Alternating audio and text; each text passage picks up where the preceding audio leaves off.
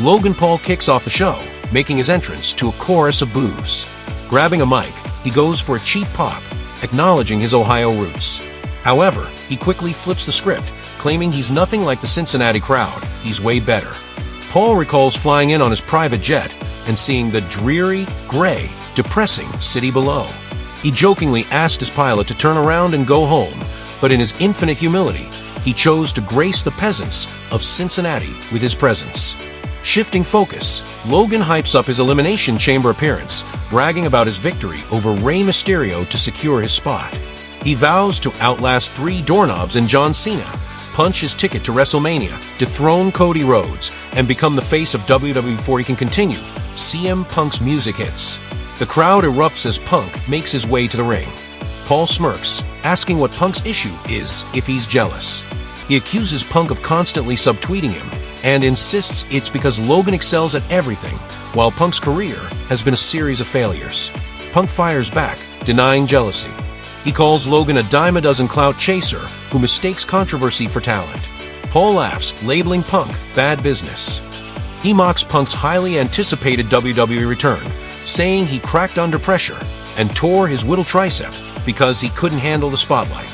This keeps the essence of the promo while refining the flow and readability. Let me know if you want any tweaks. Here's your refined 309-word version. CM Punk steps forward, unfazed by Logan Paul's taunts. He tells Paul that names like Stone Cold John Cena and even his own aren't just familiar. They're legends, history makers who thrive under pressure. The same pressure Logan claims Punk cracks under is what has defined his legacy. Meanwhile, Logan has never made history.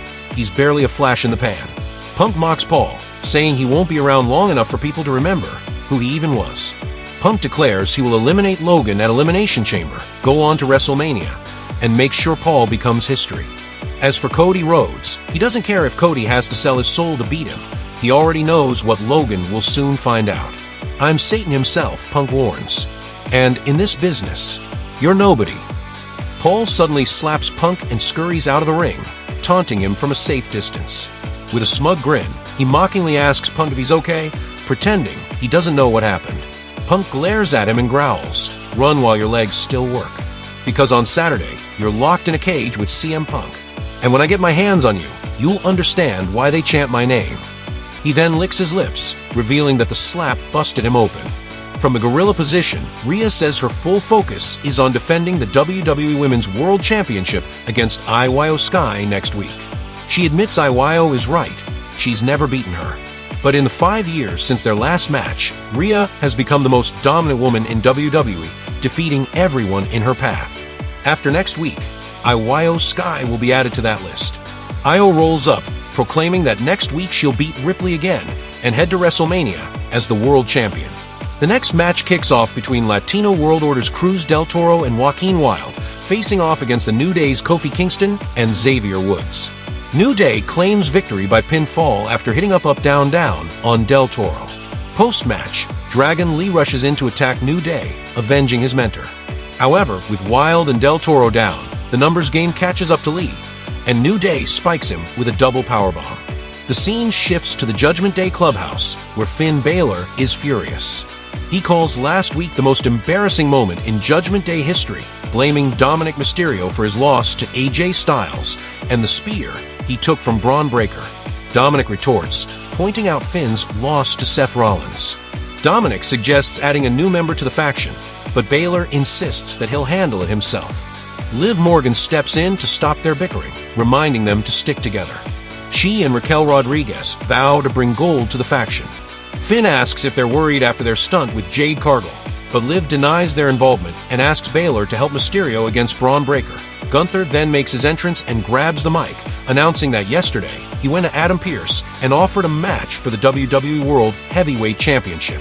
He introduces his hand-picked opponent for the night, Akira Tozawa. Gunther explains why he chose Tozawa, mentioning that he noticed Tozawa's TikTok dancing, which annoyed him. He adds that both of them came to WWE and worked hard to prove their worth, but Tozawa wastes it by dancing and acting like a fool. For the degenerate fans in attendance, Gunther declares that tonight, Akira Tozawa can do something Jay can never do: earn his respect. Gunther shoves Tozawa around, demanding that he prove himself, and Tozawa responds with a boot to Gunther's face.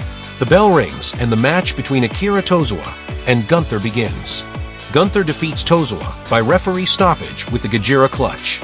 After the bell, Gunther locks in the Gajira clutch again, but Otis rushes in for the save. Gunther pie faces Otis, only for Otis to shake it off, shimmying in his usual manner as Gunther retreats. Otis and Maxine Dupree check on Tozawa, but Gunther cheap shots Otis and throws him back into the Gajira clutch. JUSO then rushes out to save Otis, forcing Gunther to flee the scene. Next, we get a clip of Michael Cole on Logan Paul's podcast. Pat McAfee jokes around, using a telestrator to comment on the buttons of Cole's shirt straining against his gut, but also jokingly noting that Cole looks clearly jacked based on how his pecs show through the fabric. The next match is between Dakota Kai and Lyra Valkyria for the WWE Women's Intercontinental Championship. Lyra Valkyria wins the match by pinfall after hitting a Tenryo powerbomb, followed by a big boot and the rolling lung blower. Both women brawl on the apron, and Kai staggers Valkyria with a kick. Valkyria counters with a fireman's carry and hits her Nightwing finisher to retain the title. Post-match, Valkyria shows sportsmanship by offering a handshake, and Kai gives her a brief hug. However, as Dakota reaches the stage, Ivy Nile attacks her from behind, slamming her into the barricade. Nile then rushes the ring, delivering a released German suplex, followed by mounted punches and a swinging rock bottom. She picks up the title belt and holds it high, declaring her intentions. We then cut to a sit-down interview with Sami Zayn.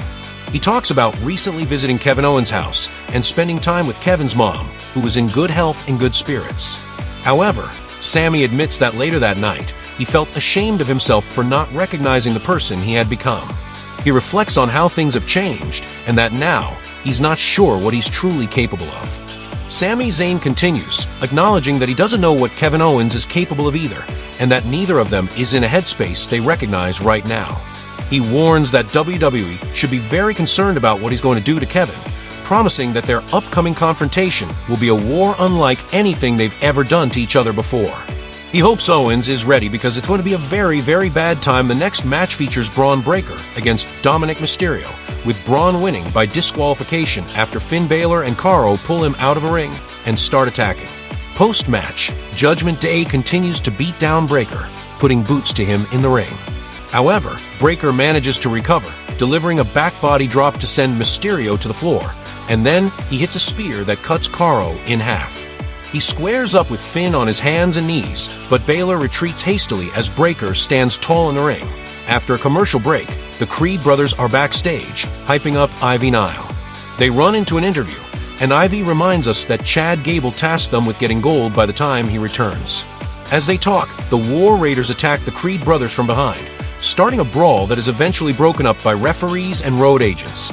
Next, American Nightmare Cody Rhodes makes his entrance and grabs a mic. He shares that he's pretty certain about what everyone expects him to talk about. He admits that this is an abstract question, but after growing up in the business, he feels he has a sense of what The Rock's offer to him means. He stresses that the decision he faces at Elimination Chamber doesn't just affect him. It impacts his family, Brandy, Liberty, his sister and her family, his little nephew Brody, and all the young talent at the Nightmare Factory, including his nephews breaking into the business with the Rhodes name. He also mentions the memory of his late father, Dusty Rhodes, and how much this decision means to him. Seth Rollins interrupts, making his entrance. He says he's out there to ask the same thing that everyone else is wondering. What the hell is Cody thinking? Rollins points out that nearly a year ago, they were standing side by side against the Bloodline, Roman Reigns, and The Rock. Now Cody is back, asking for his soul.